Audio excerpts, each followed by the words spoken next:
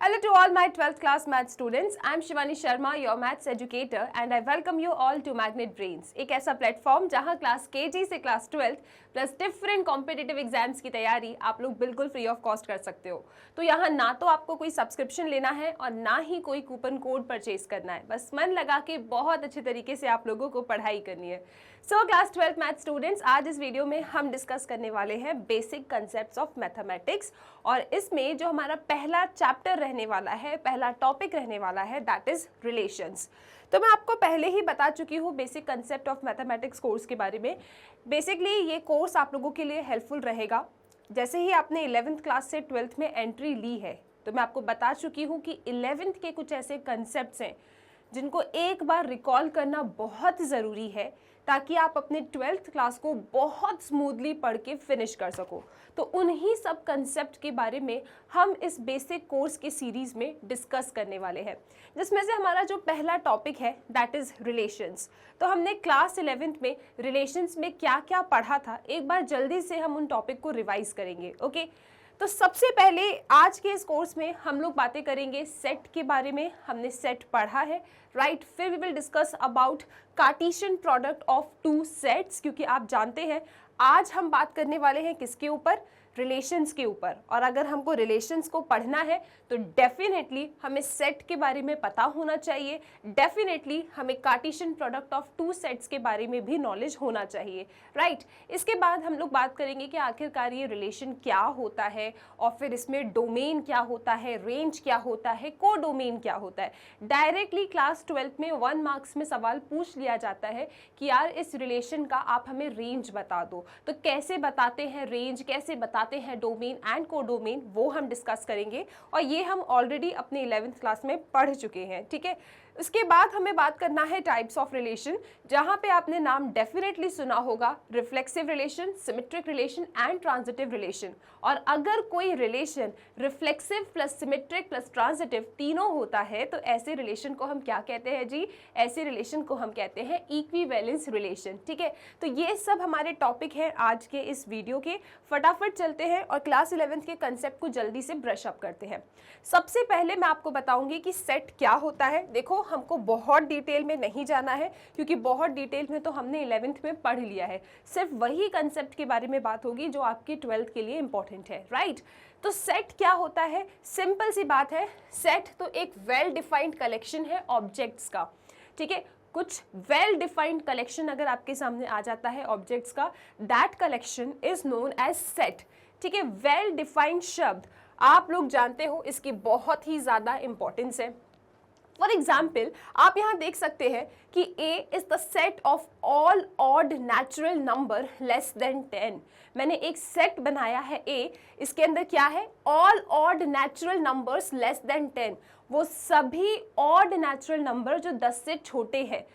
तो अगर मैं आपसे ये सवाल पूछूं तो आप भी इसका आंसर 13579 देंगे।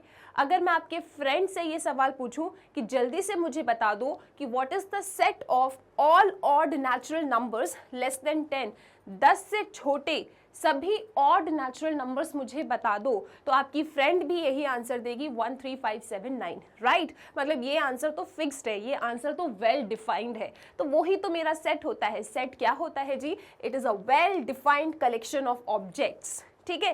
फिर बात करते हैं जो ऑब्जेक्ट्स होते हैं आपके सेट में, इन्हें मेंबर्स या एलिमेंट कहते हैं। तो ये जो मेरे ऑब्जेक्ट्स हैं इन्हें मैं क्या कहती हूँ, इन्हें मैं कहती हूँ एलिमेंट्स या फिर मेंबर्स, ठीक है। सिंपली मैथ्स में आपने देखा होगा एलिमेंट्स के नाम से इनको बोला जाता है। उसके बाद वेरी इंपॉर्टेंट, हमेशा याद रखिएगा कि सेट को रिप्रेजेंट किया जाता है कैपिटल लेटर से। आप सेट को जब रिप्रेजेंट करते हैं then you always represented it with the help of capital letters. आप ABC ले लो, XYZ ले लो, कुछ भी लो, लेकिन कैपिटल लेना है आपको, राइट। इसके बाद अगर कोई एलिमेंट आपके सेट के अंदर है, जैसे आप देख सकते हो यहाँ पे 1 जो है it belongs to your set A, ये सेट A के अंदर रखा है। अगर कोई एलिमेंट मेरा सेट के अंदर रखा है तो उसे मैथमेटिकली आप इस तरीके से लिखते हैं 1 बिलोंग्स टू ए। यहाँ पे ये ई का मतलब क्या है, बिलोंग्स टू, मतलब ये उसके अंदर रहता है, राइट। ऐसे 3 बिलोंग्स टू ए, 3 भी इस सेट का हिस्सा है। 5 बिलोंग्स टू ए, 5 भी इस सेट का हिस्सा है। सिमिलरली और 7 and 9 also belongs to set A. लेकिन अगर मैं कोई एलिमेंट कहूँ 2, क्या आपको इस सेट ए में 2 नजर आ रहा है? तो आप चिल्ला के बोलेंगे नहीं ma'am, 2 is not in set A, और इसको मैथमेटिकली आप लिखते हैं कि 2 does not belongs to A. Belongs to के लिए ऐसा निशान, डज नॉट बिलोंग्स टू के लिए ऐसा निशान। और यही चीज़ें यहाँ पे लिखी है कि अगर कोई एलिमेंट आपकी सेट ए के अंदर है तो उसे इस तरीके से लिखा जाता है, जिसका मतलब होता है कि ए बिलोंग करता है कैपिटल ए में। और अगर कोई एलिमेंट आपका सेट के अंदर नहीं है तो उसे मैथमेटिकली इस तरीके से लिखा जाता है। तो ये सारी चीज़ें आपने क्लास 11th में सुना है, आप जानते हो what is set. It is a well defined collection of objects, ठीक है। कमेंट सेक्शन में आप मुझे बताएंगे collection of all beautiful girls, क्या ये सेट है? Collection of all honest people, क्या ये सेट है? इन दोनों के आंसर आपको मुझे कमेंट सेक्शन में बताना है। Also collection of all natural numbers, क्या ये सेट है? तो ये 3 क्वेश्चन के आंसर आप मुझे कमेंट सेक्शन में ज़रूर बताएंगे। इसके बाद हम लोग डिस्कस करेंगे ऑर्डर्ड पेयर के बारे में, ठीक है। हमें रिलेशन पढ़ना है, लेकिन उससे पहले हमें सेट के बारे में, कार्टेशियन प्रोडक्ट के बारे में ज्ञान होना चाहिए, तभी हम रिलेशन के ऊपर जंप कर सकते हैं, ठीक है। अब बात करते हैं ऑर्डर्ड पेयर क्या होता है। ऑर्डर्ड पेयर के बारे में बात करें तो कोई 2 नंबर्स, ठीक है, 2 numbers A and be listed in a specific order. अगर मैं किसी 2 नंबर को किसी स्पेसिफिक ऑर्डर में लिस्ट कर दूं और उन्हें पैरेंथेसिस के अंदर बंद कर दूं तो वो बन जाता है ऑर्डर्ड पेयर। जैसे यहाँ पे लिखा है, सो पैरेंथेसिस के अंदर बंद किया, 2 एलिमेंट्स को मैंने एक स्पेसिफिक ऑर्डर में रख दिया कि मेरा पहला एलिमेंट ए है और मेरा दूसरा एलिमेंट क्या है, बी। एक स्पेसिफिक ऑर्डर में मैंने इनको पैरेंथेसिस के अंदर बंद कर दिया। This is known as ordered pair. Always remember order pair के बारे में कि यार अगर तुम ऑर्डर चेंज कर दोगे ना, जैसे कि यहाँ पे लिखा है ए कॉमा बी, और अगर मैं इसको घुमा के बी कॉमा ए लिख दूं तो दे आर नॉट इक्वल, क्योंकि यहाँ पे पहला एलिमेंट है ए, यहाँ पे दूसरा एलिमेंट है ए, यहाँ पे दूसरा एलिमेंट है बी, यहाँ पे पहला एलिमेंट है बी। यहाँ पे ऑर्डर से फर्क पड़ता है, तभी इसे ऑर्डर्ड पेयर कहा जाता है। So what is ordered pair? किसी 2 ऑब्जेक्ट को जब आप स्पेसिफिक ऑर्डर में लिस्ट करते हो, कॉमा लगा के पैरेंथेसिस के अंदर बंद कर देते हो, that pair is known as ordered pair. और अगर आप उसका ऑर्डर उल्टा पुल्टा कर दोगे then they are not equal, ठीक है। I hope it make sense और ये बात आपको क्लियर हो चुकी है। अब बात करते हैं अपन लोग कार्टेशियन प्रोडक्ट की। Now what is Cartesian product of 2 set? हम लोग बहुत जल्दी रिलेशंस के ऊपर आने वाले हैं, बस कार्टेशियन प्रोडक्ट को हमको समझना है। कार्टेशियन प्रोडक्ट क्या होता है 2 सेट का? तो देखो सिंपल सी बात है, let A and B be 2 non empty set. मेरे पास कोई 2 नॉन एम्प्टी सेट है ए एंड बी, ठीक है, इनके अंदर कुछ एलिमेंट्स रखे हैं। The Cartesian product of A and B is the set denoted by A cross B. Cartesian product अगर मुझे ए एंड बी का निकालना है तो उसे आप इस तरीके से रिप्रेजेंट करते हो, और इसके अंदर पता है क्या आएगा, इसका आउटपुट एक सेट होगा, और इस सेट के अंदर आपको मिलेंगे ऑर्डर्ड पेयर्स। इस सेट के अंदर आपको क्या मिलेंगे जी? इस सेट के अंदर आपको मिलेंगे ऑर्डर्ड पेयर्स, ठीक है। Let A and B be 2 non empty set. The Cartesian product of A and B is the set denoted by A cross B consisting of all ordered pairs A B such that कि जो आपका पहला element है ordered pair में वो आया है पहले सेट ए में से, और जो आपका दूसरा एलिमेंट है वो आया है दूसरे सेट में से। This is very important. देखो एक बार जल्दी से रिकॉल करते हैं व्हाट इज कार्टेशियन प्रोडक्ट। अगर मेरे पास 2 नॉन एम्प्टी सेट हैं, मुझे उनका कार्टेशियन प्रोडक्ट चाहिए, सो उनके कार्टेशियन प्रोडक्ट को हम रिप्रेजेंट करते हैं कुछ इस तरीके से, ए क्रॉस बी, और ए क्रॉस बी का आउटपुट क्या होता है जी? ए क्रॉस बी का आउटपुट होता है सेट। आप जानते हैं सेट के अंदर जब भी आप एलिमेंट्स को लिखते हैं तो सेट को दिखाने के लिए आप कर्ली ब्रेसेस बनाते हैं, ठीक है। तो ए क्रॉस बी का आउटपुट क्या होता है? ए क्रॉस बी का आउटपुट होता है एक सेट। अब सेट के अंदर कुछ एलिमेंट्स होंगे, तो इसके एलिमेंट्स कैसे दिखेंगे, इसके एलिमेंट्स आपको ऑर्डर्ड पेयर के टाइप के दिखेंगे, ठीक है। ए क्रॉस बी का आउटपुट एक सेट होगा और इस सेट के अंदर जो एलिमेंट्स होंगे वो आपके कैसे होंगे, वो आपके ऑर्डर्ड पेयर के टाइप के होंगे, ठीक है। अब ऑर्डर्ड पेयर में जो ये पहला एलिमेंट है वो आता है आपके पहले सेट में से। इस ऑर्डर्ड पेयर में जो आपका दूसरा एलिमेंट है वो आता है आपके दूसरे सेट में से। This order is always fixed कि ऑर्डर्ड पेयर का पहला एलिमेंट पहले सेट में से आएगा, ऑर्डर्ड पेयर का दूसरा एलिमेंट दूसरे सेट में से आएगा।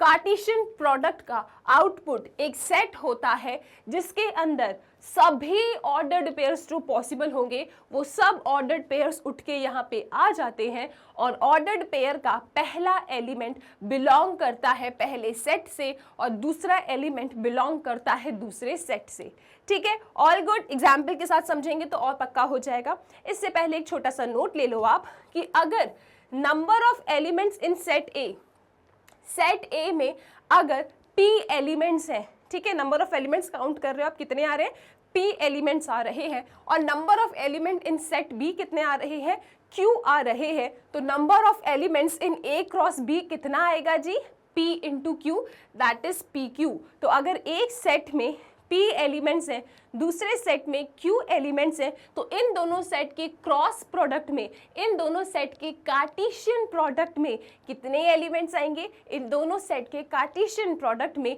pq एलिमेंट्स आएंगे। आई होप ये बात क्लियर है।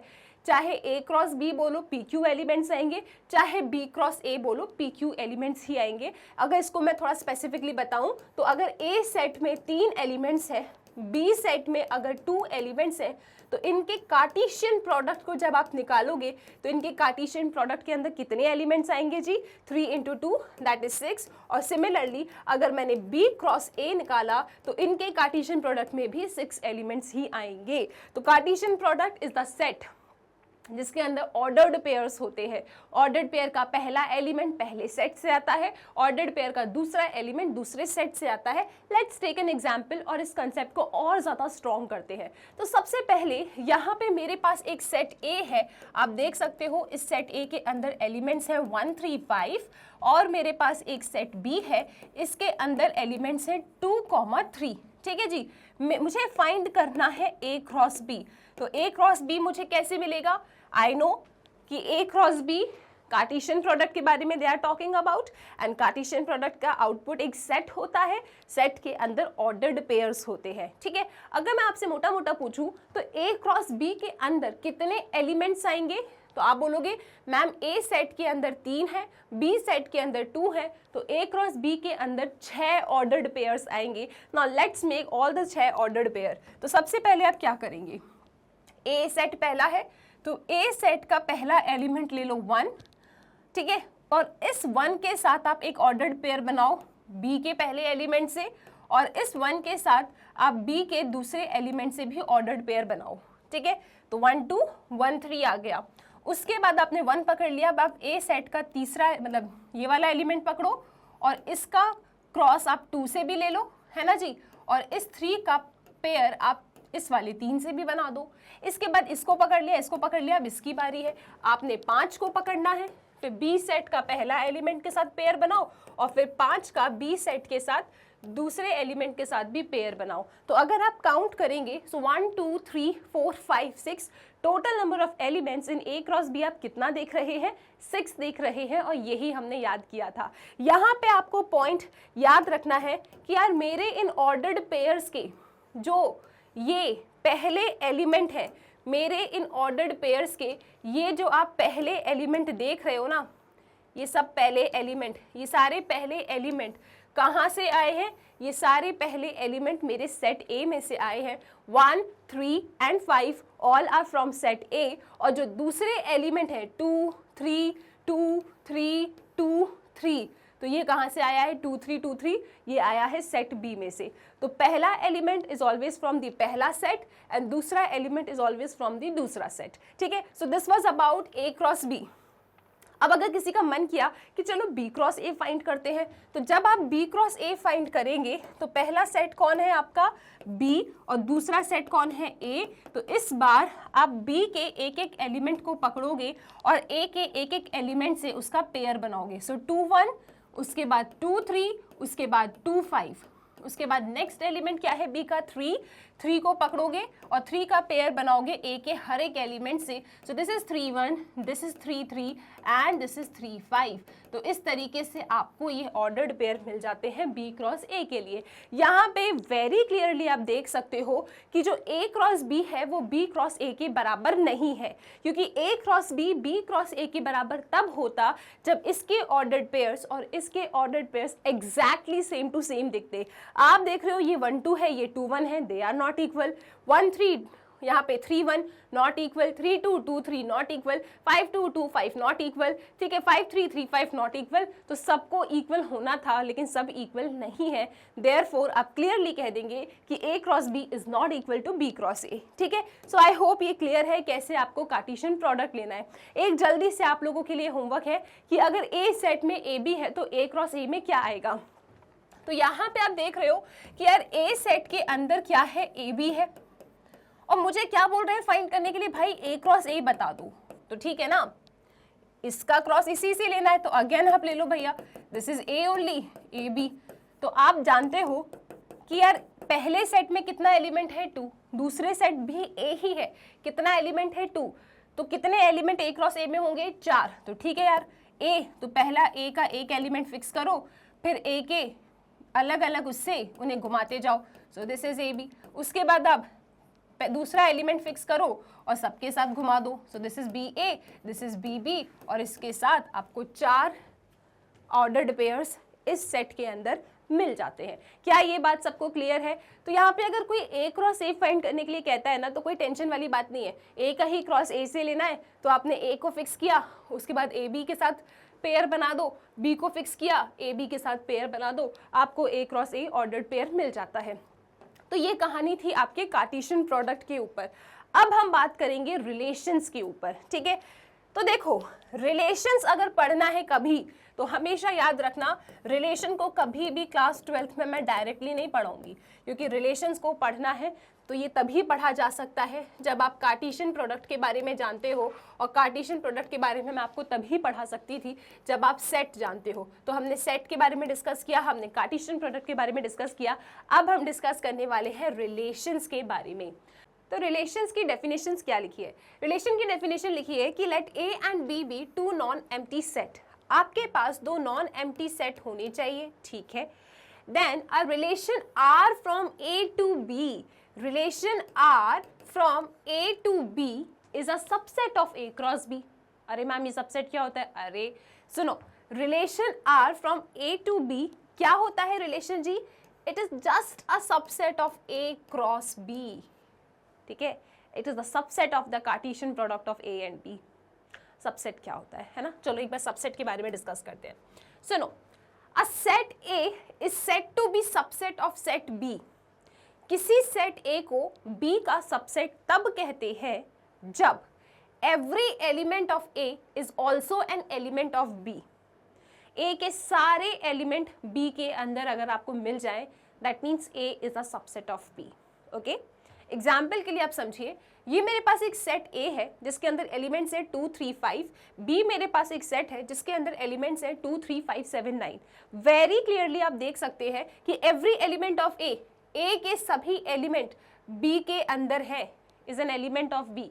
ए के सभी एलिमेंट बी के भी एलिमेंट है, that means A is a subset of B. ठीक है, मतलब अगर ए के सारे एलिमेंट बी के अंदर आके बैठ जाए, मतलब A is a subset of B. अब यहाँ पे रिलेशन में हमने क्या लिखा कि कोई भी मेरा रिलेशन आर तब कहलाएगा अगर मैं ए से बी डिफाइन कर रही हूं जब आर मेरा सबसेट हो ए क्रॉस बी का।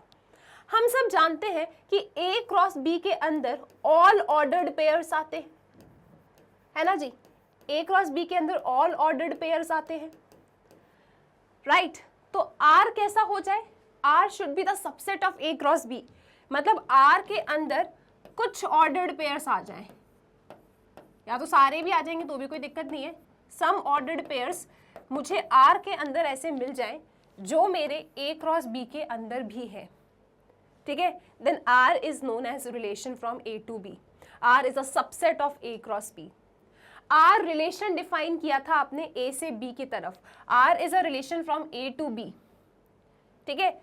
लेकिन अगर मेरा relation A to B define है तो ये आर कैसा होगा जी? R will be the subset of A cross B. A cross B के अंदर तो बहुत सारे ऑर्डर्ड पेयर्स है, आर कैसा होना चाहिए? It should be subset of A cross B, मतलब आर के अंदर जो ऑर्डर्ड पेयर्स है वो ए क्रॉस बी के अंदर भी होना चाहिए, ठीक है। या फिर नॉर्मल सी भाषा में कहूँ तो यार इसके कुछ ऑर्डर्ड पेयर्स आपको आर के अंदर मिल जाए, सारे मिल जाए, कुछ मिल जाए, then R is known as your relation. तो मैम ये ऑर्डर्ड पेयर्स हमको पिक कैसे करना है? ए क्रॉस बी के अंदर मैम समझ गए बहुत सारे ऑर्डर्ड पेयर्स है, तो ये आर के अंदर कुछ ऑर्डर्ड पेयर्स आएंगे कैसे? तो यहाँ पे कोई ना कोई कंडीशन डेफिनेटली गिवन रहती है पेपर में, कोई ना कोई कंडीशन गिवन रहती है। उस कंडीशन के अकॉर्डिंग ए क्रॉस बी में से आपको कुछ ऑर्डर्ड पेयर्स या सभी ऑर्डर्ड पेयर्स अपने आर के अंदर रखना होता है। सिंपली अगर मैं सिंपली आपको बताऊं तो इतना याद रखिए कि रिलेशन सेट ए से सेट बी के तरफ अगर डिफाइन है then this relation is a subset of A cross B. अब इस आर के अंदर कौन कौन से ए क्रॉस बी के ऑर्डर्ड पेयर्स आएंगे ये डिपेंड करता है डेफिनेशन के ऊपर जो क्वेश्चन में गिवन रहती है। पहले इतना हमें क्लियर हो गया, ठीक है। तो R is a relation from A to B, A से बी की तरफ जा रहे हैं तो R should be the subset of A cross B. अब अगर आर के अंदर किस टाइप के एलिमेंट होंगे? डेफिनेटली आर मेरा सबसेट है ए क्रॉस बी का, और ए क्रॉस बी के अंदर ऑर्डर्ड पेयर्स होते हैं, तो मेरे आर के अंदर भी क्या होंगे जी? मेरे इस आर के अंदर भी ऑर्डर्ड पेयर होंगे। तो अगर कोई ऑर्डर्ड पेयर बिलोंग करता है आर में, आर के अंदर अगर कोई ऑर्डर्ड पेयर बैठा है तो हम ऐसे बोलते हैं कि if A B belongs to R then we say that A is related to B, ठीक है। और इसको ऐसा भी लिखा जाता है ए आर बी। अगर मेरे आर के अंदर कोई ऑर्डर्ड पेयर बैठा है तो मैं उसको या तो ऐसे लिख सकती हूँ A B belongs to R, या फिर मैं इसको ऐसा भी लिख सकती हूँ कि ए रिलेटेड टू बी, ठीक है। अब मान लो कि मेरा कोई ऑर्डर्ड पेयर आर के अंदर नहीं है, ठीक है, A B does not belongs to R, then A is not related to B and we write A is not related to B, ठीक है। सब समझ में आएगा। अभी बस आप इतना समझो कि देखो रिलेशन पढ़ना है तो सेट के बारे में पता होना चाहिए, क्योंकि किसी दो सेट पे ही आप रिलेशन डिफाइन कर रहे हो। जैसे यहाँ पे R is a relation from A to B, लेकिन ये आर कैसा होगा? It will be a subset of A cross B. तभी मैंने आपको कार्टेशियन प्रोडक्ट सिखाया। आपने कार्टेशियन प्रोडक्ट के अंदर सारे ऑर्डर्ड पेयर्स रखे, उसमें से कुछ ऑर्डर्ड पेयर्स आपके आर के अंदर है, तभी तो बोल रही हूँ R is a subset of A cross B, ठीक है। तो आर के अंदर जो एलिमेंट्स होंगे उनका डिजाइन कैसा होगा? उनका डिजाइन ऑर्डर्ड पेयर टाइप का होगा, ठीक है। अब अगर कोई ऑर्डर्ड पेयर मेरा आर के अंदर बैठा है तो उसे ऐसे लिखते हैं या फिर ऐसे भी लिख सकते हैं। ऑल गुड, चलिए जी बहुत अच्छे से डिस्कस करेंगे, ये हमने 11th में सीखा है। अब हम बात करते हैं डोमेन ऑफ अ रिलेशन की, कि डोमेन क्या होता है किसी रिलेशन में, ठीक है। यहाँ पे लिखा है कि let R be a relation from A to B, मतलब आर आपका रिलेशन है ए से बी की तरफ, या तो ऐसा पढ़ लो या फिर इसको डायरेक्टली आप ऐसा लिखो कि R is a subset of A cross B, ठीक है।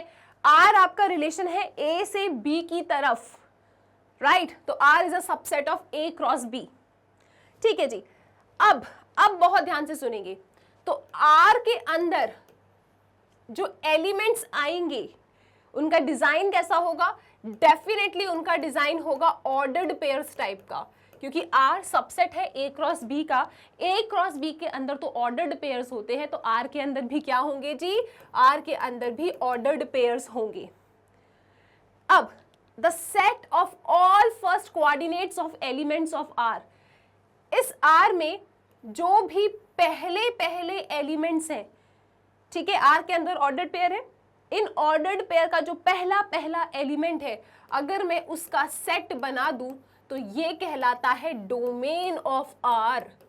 सो कोई अगर आपसे पूछे what is domain of R, तो बस इस आर के अंदर जो ऑर्डर्ड पेयर्स हैं इसमें से जो पहले एलिमेंट्स का सेट होगा that is known as domain, ठीक है, विदाउट रिपीटेशन लिखते हैं अपन इसको. So the set of all first coordinates of elements of R is called domain of R. ठीक है, एग्जाम्पल के लिए समझिए कि ए मेरा सेट है जिसके अंदर 1 3 5 7 एलिमेंट है, बी मेरा दूसरा सेट है 2 4 6 8 10 इसके अंदर एलिमेंट्स हैं, और मैंने इन दोनों सेट पे एक रिलेशन डिफाइन किया है ए से बी की तरफ, और इस रिलेशन के अंदर ये मेरे ऑर्डर्ड पेयर्स बैठे हैं. ठीक है, आपको बताना है कि इसकी डोमेन क्या होगी. मैंने आपको बता दिया ए सेट है, ये बी सेट है, आर रिलेशन है ए से बी की तरफ, आर के अंदर ये बैठे हैं ऑर्डर्ड पेयर्स. इसमें डोमेन क्या होगी? डोमेन होगी रिलेशन में जो ऑर्डर्ड पेयर्स रखे हैं उनका पहला पहला एलिमेंट का सेट, मतलब 1 3 5 एंड 1 विदाउट रिपीटेशन लिखते हैं. So answer will be 1 3 5. All good, ये पेपर में आता है 12th क्लास के. ठीक है जी, तो डोमेन क्लियर है सबको. रिलेशन में ऑर्डर्ड पेयर्स का जो पहले पहले एलिमेंट का सेट है दैट इज डोमेन. अब बात करते हैं अपन रेंज की. अगेन मेरा आर एक रिलेशन है ए से बी की तरफ, मतलब मेरा आर एक सबसेट है ए क्रॉस बी का. ठीक है, तो आर के अंदर आप जानते हैं ऑर्डर्ड पेयर्स आएंगे, क्योंकि ए क्रॉस बी के अंदर भी ऑर्डर्ड पेयर्स हैं. R is a subset of A cross B, R के अंदर भी ऑर्डर्ड पेयर्स आएंगे. तो यहाँ पे जो ऑर्डर्ड पेयर्स आएंगे कुछ इस तरीके के होंगे, A B C D E F मान लो आप. ठीक है, अब यहाँ पे रेंज अगर कोई आपसे पूछे कि इस रिलेशन आर की रेंज क्या है, तो it is also a set, लेकिन सेट ऑफ व्हाट? इन ऑर्डर्ड पेयर में जो सेकेंड एलिमेंट्स है विदाउट रिपीटेशन आप उसको लिख दो, that becomes the range of R. ठीक है, तो जो पहले एलिमेंट का सेट है दैट इज डोमेन, जो दूसरे एलिमेंट्स का सेट है that is known as range. तो the set of all second coordinates of elements of R is known as range of R. यहाँ पे ए मेरा सेट है 1 3 5 7, बी के अंदर भी कुछ एलिमेंट्स है. ठीक है, अब मेरा एक रिलेशन है आर जो डिफाइन किया है मैंने ए से बी की तरफ पे, यानी आर मेरा सबसेट है ए क्रॉस बी के अंदर. तो आर के अंदर जो ऑर्डर्ड पेयर्स होंगे वो लिख दिया है मैंने यहाँ पे. आप मुझे जल्दी से बताओ इसकी रेंज क्या होगी. मैम, इस आर में जो ऑर्डर्ड पेयर्स हैं इनके सेकेंड एलिमेंट्स का सेट अगर आप बना दोगे that becomes the range, that is 8 6 2 4. All good with this. अब चलते हैं अपन लोग रेंज के बाद कोडोमेन पे. सो अगेन अगर मेरा आर रिलेशन है ए से बी की तरफ, मतलब आर मेरा सबसेट है ए क्रॉस बी का, तो जो कोडोमेन होता है that is the set B. ठीक है, आर रिलेशन है ए से बी की तरफ, तो जो ये सेकेंड सेट है आपका, ये entire second set becomes the codomain. यहाँ पे ए के अंदर एलिमेंट्स हैं, बी के अंदर एलिमेंट्स हैं. अगेन आर मेरा रिलेशन था ए से बी की तरफ पे. ठीक है, रिलेशन के ऑर्डर्ड पेयर्स यहाँ पे रखे हैं. आप बता दो व्हाट इज कोडोमेन. तो कोडोमेन के लिए आपको आर को नहीं देखना पड़ता, कोडोमेन के लिए आपको बस ये देखना पड़ता है कि रिलेशन कहाँ से कहाँ डिफाइन है. तो जो भी आपका सेकेंड सेट होता है that entire second set is known as codomain. So 2 4 6 8 10 is the codomain of this relation. So I hope domain, range and codomain ये कहानी पूरी अच्छी से क्लियर है. ये 12th में ना 1 मार्क्स या 2 मार्क्स में सवाल पूछे गए हैं. ठीक है, अब हम बात करेंगे वेरी इंपॉर्टेंट टॉपिक जिसमें क्लास 12th में 4 मार्क्स का एक सवाल डेफिनेटली आपके बोर्ड एग्जाम्स में आता है.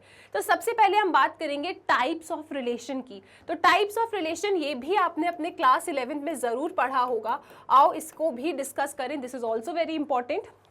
अच्छा, रिफ्लेक्सिव रिलेशन की डेफिनेशन ये है कि यार सेट ए के अंदर जितने भी एलिमेंट हैं वो खुद से रिलेटेड हो, दूसरों से भी हो सकते हैं लेकिन खुद से रिलेटेड तो होना ही है. बोलते हैं ना मैं अपनी फेवरेट हूँ, तो बस वो तो होना ही है. ठीक है, किसी और की भी फेवरेट हो तो वो अलग बात है, लेकिन अगर रिलेशन को रिफ्लेक्सिव होना है दैट मीन्स कि every element of set A should be related to itself. ठीक है, डेफिनेशन पढ़ते हैं अपन. A relation R on set A, जैसे ही आप ये इंग्लिश देखते हो यहाँ पे कि relation R on set A, आपको इसे तोड़ना है और मैथमेटिकली लिखना है कि यार इस लाइन का मतलब होता है कि R is relation from A to A, that means R is a subset of A cross A. ठीक है, R is a relation on set A. This relation which is defined on set A, एक set ए मुझे इन लोगों ने दिया होगा, तो ये रिलेशन जो ए सेट पे डिफाइन है ये रिलेशन मेरा रिफ्लेक्सिव कहलाता है अगर इफ, शब्दों पे ध्यान देंगे, if every element of A is related to itself. Every element of A is related to itself.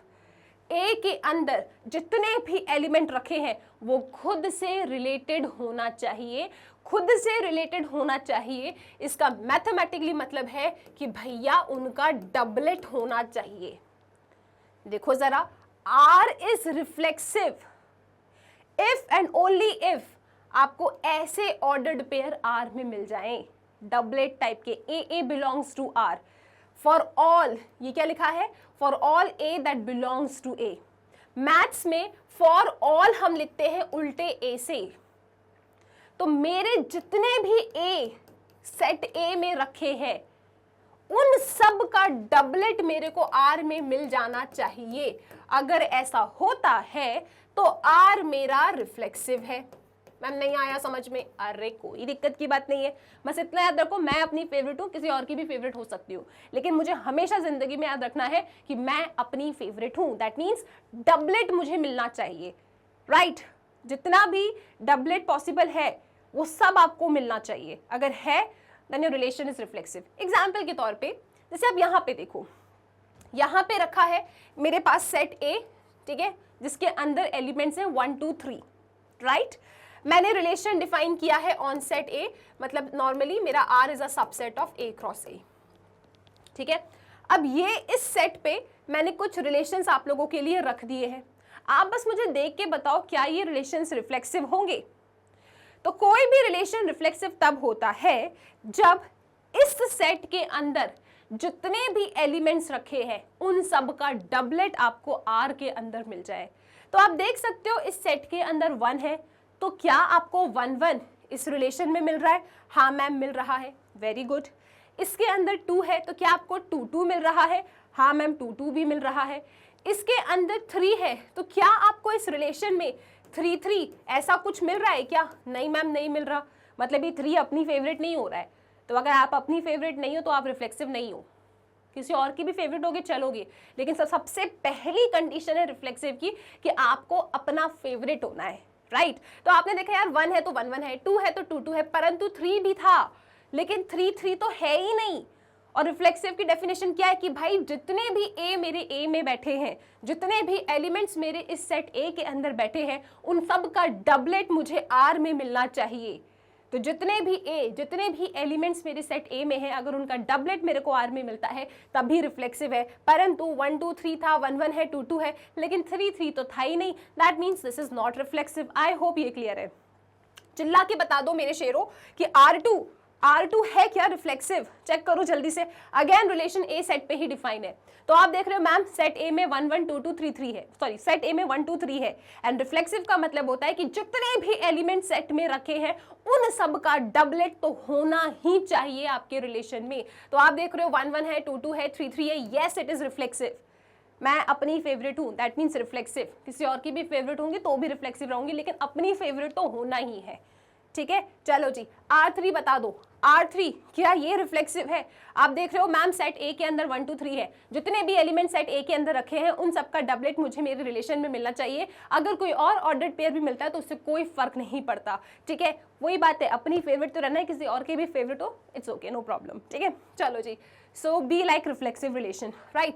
तो यहाँ पे क्या है कि 1 2 3 है, तो आप देख रहे हो 1 1 है, 2 है तो 2 2 है, 3 है तो 3 3 है। जितने एलिमेंट्स ए में थे उन सब का डबलेट तो मुझे आर में मिल रहा है, मतलब अपना अपना फेवरेट तो हो रहे हो, किसी और का भी फेवरेट होते हो तो फर्क नहीं पड़ता, इट इज ऑल्सो रिफ्लेक्सिव, ठीक है। आई होप ये क्लियर है। So what is reflexive relation? आपके सेट के अंदर जितने एलिमेंट्स रखे हैं उनका डबलेट आर में होना चाहिए। अगर कोई एक्स्ट्रा ऑर्डर पेयर भी आता है तो कोई फर्क नहीं पड़ता, अगर एक आध ऑर्डर पेयर कम हो जाता है, डबलेट नहीं है, दैट इज नॉट रिफ्लेक्सिव। खुद का फेवरेट होना ही है, this is very important condition. किसी और के भी फेवरेट हो तो और भी अच्छी बात है। Now this is known as reflexive relation. I hope ये क्लियर है। अब चलते हैं अपने दूसरे टाइप के रिलेशन के ऊपर, that is symmetric relation. A relation on a set A is said to be symmetric relation. आप देख रहे हो ये जो इंग्लिश में लाइन लिखी है इसे मैथ्स में कैसे तोड़ोगे? A relation on set A, मतलब रिलेशन डिफाइन है सेट A के ऊपर, मतलब मेरा रिलेशन है subset of A cross A, ठीक है। Now this relation is said to be symmetric relation अगर, यहाँ पे बहुत ध्यान से सुनना, अगर कोई ऑर्डर्ड पेयर मेरा R के अंदर बैठा है, अगर कोई ऑर्डर्ड पेयर मेरा आर के अंदर बैठा है जिसकी डिजाइन है ए बी टाइप की, तो भैया इसका उल्टा भी मेरे को मिल जाना चाहिए। अगर ए बी मेरा आर में है तो बी ए भी मेरा आर में मिल जाना चाहिए, तभी मेरा रिलेशन कैसा होगा जी, तभी मेरा रिलेशन सिमेट्रिक होगा। यहाँ पे मेन सेट से हमको कोई मतलब नहीं है, यहाँ पे मतलब है हमको हमारे रिलेशन से।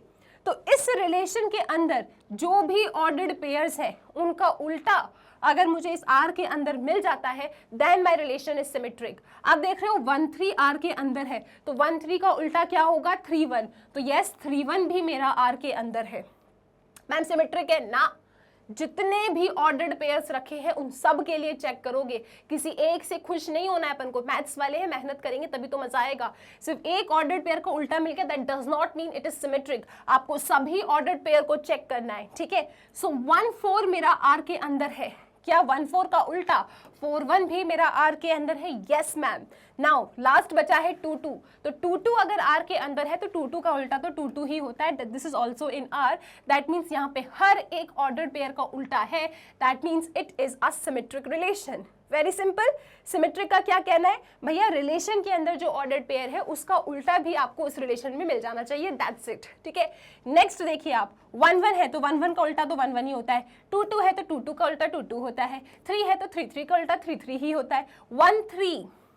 1 3 का उल्टा क्या होगा, 1 3 का उल्टा 3 1 होगा। क्या आपको यहाँ पे कहीं 3 1 दिख रहा है, नहीं दिख रहा है, that means it is not symmetric. तो कुल मिला के इतना आप रफली समझ सकते हो कि जब सिमेट्रिक चेक करते हैं then we only focus on the relation not on the set.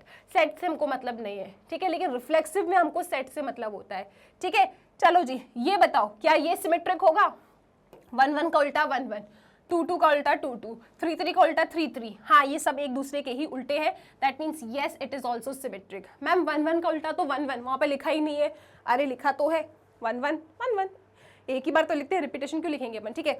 2 2 तो 2 2, 3 3 तो 3 3, इट इज सिमेट्रिक, ठीक है जी।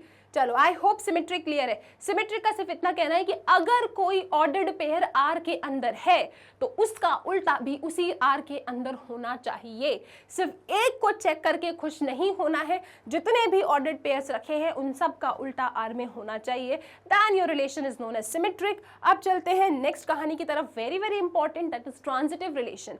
तो आओ जरा इसको भी समझते हैं। Let A be any set, A कोई सेट है, ठीक है। A relation R on A is said to be transitive. Relation R on A का मतलब क्या है कि A से A की तरफ गया है, R is a subset of A cross A. Now this relation is transitive. अगर, बहुत important, अगर AB नाम का ordered pair R में है and BC नाम का ordered pair भी R में है, AB R में है, BC R में है, आपने इसकी डिजाइन समझी, इसका दूसरा इसका पहला शुड बी सेम। अगर ए बी आर में है, बी सी आर में है, दोनों के बी बी उड़ जाए और अगर मेरे को ए सी आर में मिल जाए then my relation is transitive. तो ट्रांजिटिव में भी हमको मेन सेट से कोई मतलब नहीं है, ठीक है। ट्रांजिटिव में भी क्या है, रिलेशन की तरफ आपको फोकस करना है। अगर ए बी आर में है, बी सी आर में है, तो बी बी उड़ा दो, ए सी आर में होना चाहिए। अगर ऐसा है then your relation is transitive. Example के लिए देखिए, ये रहा कोई सेट ए 1 2 3, पहला रिलेशन है, ये आपको चेक करना है क्या ये ट्रांजिटिव है। तो आप कहोगे यार मैम 1 2 है इसके अंदर, मैम 2 3 भी है इसके अंदर, और मैम ये पेयर्स हमने इसलिए लिया क्योंकि इसका दूसरा इसका पहला सेम है, तो मैम इनको उड़ा दे। क्या मैम आपको 1 3 नाम का कोई ऑर्डर्ड पेयर इस आर के अंदर दिख रहा है क्या, नहीं दिख रहा, इसका मतलब दिस इज नॉट ट्रांजिटिव, ठीक है जी। क्लियर है सबको, आप देख सकते हो 1 2 आर में है, 2 3 भी आर में है, दोनों के 2 2 उड़ा दो। क्या 1 3 नाम का ऑर्डर्ड पेयर आर में है, नहीं है तो नहीं है ट्रांजिटिव, ठीक है ना, राइट। तो अगर एक ऑर्डर्ड पेयर भी नो हो जाता है then your entire relation is not transitive. आप देख लो डिजाइन इसकी फिर से, ए बी आर में है, बी सी आर में है, ठीक है, इसका दूसरा इसका पहला उड़ा दो, तो अगर ए सी भी आर में होगा तो रिलेशन ट्रांजिटिव होगा, ठीक है। चलो नेक्स्ट देखते हैं। 1 2 मेरा आर के अंदर है, 2 1 भी मेरा आर के अंदर है, इसका दूसरा इसका पहला सेम है इसीलिए इनको लिया था, इन दोनों को उड़ा दो। क्या 1 1 नाम का ऑर्डर्ड पेयर आर के अंदर है, यस बैठा है, ठीक है। फिर आप ले लो नेक्स्ट, फिर आप ले लो क्या, नेक्स्ट आप ले लो अपना 2 1 ले लो, 2 1 है, 1 2 है, इसका दूसरा इसका पहला सेम है, उड़ा दो। क्या 2 2 है, यस 2 2 भी है, ठीक है जी, बहुत अच्छी बात है। फिर आप इसको देखो 2 1 3 है, इसका दूसरा इसका पहला उड़ा दो। क्या 2,3 नाम का कोई ऑर्डर्ड पेयर दिख रहा है आपको? नहीं दिख रहा, मतलब इट इज नॉट ट्रांजिटिव। तो ये ट्रांजिटिव में ना बहुत धोखा हो जाता है।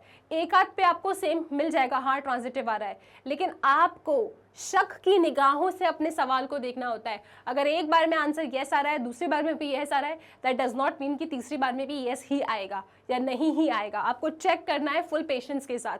तो आपने यहाँ देखा कि सुनो यार 2 1 बैठा था मेरे आर के अंदर, 1,3 भी बैठा था मेरे आर के अंदर। ये पेयर क्यों चेक किया? क्योंकि ऐसे ही पेयर्स उठाने होते हैं कि पहले का दूसरा, दूसरे का पहला सेम है। तो दिस इंप्लाइज अगर 2,3 मुझे मिल जाता यहाँ पे तो मेरा रिलेशन कैसा होता? ट्रांजिटिव, लेकिन नहीं मिला। ठीक है, so it is not transitive. Next pair पे आ जाइए आप लोग। 1 2 इसके अंदर है, 2 1 भी है, इसका दूसरा इसका पहला सेम है, इनको उड़ा दो। क्या आपको 1 1 मिल रहा है? यस मैम 1 1 मिल रहा है। क्या ये ट्रांजिटिव है? हाँ मैम ये ट्रांजिटिव है ना। शक की निगाहों से देखो, अगर एक बार में आंसर आ रहा है ना, मतलब कुछ तो गड़बड़ हो सकती है। ठीक है मैम, पर दिख तो रहा है ना, 1 2 है, 2 1 है, 2 2 उड़ा दिया है ना, पहले का दूसरा, दूसरे का पहला सेम है, उड़ा दिया, तो मैम 1 1 मिल तो रहा है। अब क्या शक की निगाहों से देखें? सुनो मेरी बात, यहाँ पे देखना, बड़ी मजे आने वाली है आपको। आप देख रहे हो 2 1 आर में है, हाँ मैम। आप देख रहे हो 1 2 आर में है, हाँ मैम। इसका दूसरा इसका पहला सेम है, उड़ा दो। क्या आप लोगों को 2 2 नजर आ रहा है क्या यहाँ पे? और रे ये तो छुपा रुस्तम निकला। यस, यहाँ पे 2 2 है ही नहीं, that means it is not transitive. ये बच्चा गलती कर देते हैं, ठीक है, आपको गलती नहीं करना है, बहुत ध्यान से देखना है, सारे पेयर्स को चेक करना होता है। ठीक है, अब बात करते हैं लास्ट पेयर, दैट इज 1 2। क्या 1 2 ट्रांजिटिव होगा? मैम नहीं होगा। क्यों? क्योंकि मैम 1 2 है पर 2 समथिंग तो है ही नहीं, तो हम क्या चेक करेंगे? तो जब आप चेक ही नहीं कर पा रहे हो तो आप नॉट ट्रांजिटिव क्यों कह रहे हो? आप कहोगे इट इज ट्रांजिटिव, ठीक है ना। इसमें क्वेश्चन की तो कोई गलती नहीं है, 2 समथिंग है नहीं, तो हम क्या कर सकते हैं? आपको सिर्फ एक ऑर्डर्ड पेयर दिख रहा है, इसके साथ चेक करने के लिए 2 समथिंग इस रिलेशन में नहीं है। तो जब नहीं है तो आपको स्ट्रेस नहीं लेना है, आप सिर्फ कहोगे यार देखो सिर्फ 1 2 ही है, 2 समथिंग नहीं है चेक करने को, तो हम कह देंगे by default it is transitive. ये कुछ नया है जो आपको सुनने के लिए मिला होगा, ये आपको याद रखना है कि कोई भी रिलेशन ट्रांजिटिव कब होता है। आई विश ये क्लियर है। चलते हैं अगले टॉपिक की तरफ। अब लास्ट में बात करते हैं अपन लोग इक्विवेलेंस रिलेशन के बारे में। तो ये इक्विवेलेंस रिलेशन क्या होता है? कोई भी रिलेशन जो रिफ्लेक्सिव, सिमेट्रिक एंड ट्रांजिटिव तीनों होते हैं, ऐसे रिलेशन को हम इक्विवेलेंस रिलेशन कहते हैं। So a relation which is reflexive, symmetric and transitive, कोई भी ऐसा रिलेशन जो रिफ्लेक्सिव भी हो, ठीक है, सिमेट्रिक भी हो एंड ट्रांजिटिव भी हो, तीनों होना चाहिए, तभी कोई रिलेशन इक्विवेलेंस कहलाता है। ऐसा नहीं कि रिफ्लेक्सिव है परंतु सिमेट्रिक एंड ट्रांजिटिव नहीं है ना। कोई भी रिलेशन इक्विवेलेंस रिलेशन तभी कहलाएगा जब वो रिफ्लेक्सिव भी हो, सिमेट्रिक भी हो एंड ट्रांजिटिव भी हो। ठीक है, तो यहाँ पे याद रख सकते हैं, a relation is equivalence relation if it is reflexive relation, symmetric relation and transitive relation. एक बार इसकी पूरी थ्योरी लिख लेते हैं अपन। A relation R on set A, a relation R on set A, ठीक है, कोई रिलेशन आर है किसी सेट ए के ऊपर, उसे रिफ्लेक्सिव कब कहेंगे? A relation R on set A is said to be reflexive if for all A that belongs to your set, जिसके ऊपर रिलेशन डिफाइन है, for all A that belongs to set A comma a also belongs to R. ठीक है, जितने भी ए मेरे ए के अंदर बैठे हैं, for all A that belongs to A belongs to R. Clear है सबको? For all A that belongs to A belongs to R, then your R is known as reflexive relation. Set A के अंदर जितने भी elements हैं उनका doublet are के अंदर मिलना चाहिए। ठीक है, ओके। नाउ एक रिलेशन को सिमेट्रिक रिलेशन कब कहते हैं?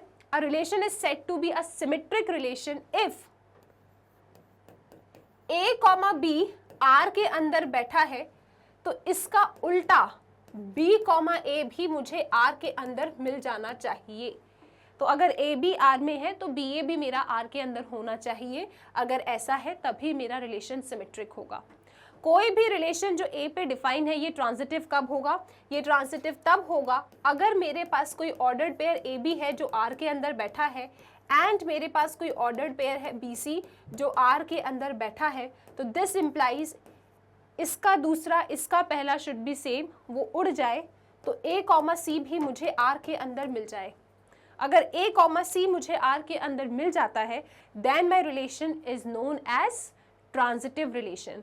तो अगर ए बी आर में है, बी सी आर में है, तो मेरा ए सी भी आर में हो जाना चाहिए। अगर ऐसा है तो मेरा रिलेशन ट्रांजिटिव है। लेकिन अगर सिर्फ ए बी आर में है बाकी कुछ है ही नहीं तो भी मेरा रिलेशन ट्रांजिटिव होगा।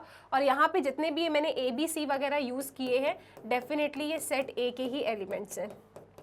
ठीक है, क्लियर है सबको? तो a relation R on set A is set to be reflexive for all A that belongs to the set A should belongs to R. सारे डबलेट होने चाहिए।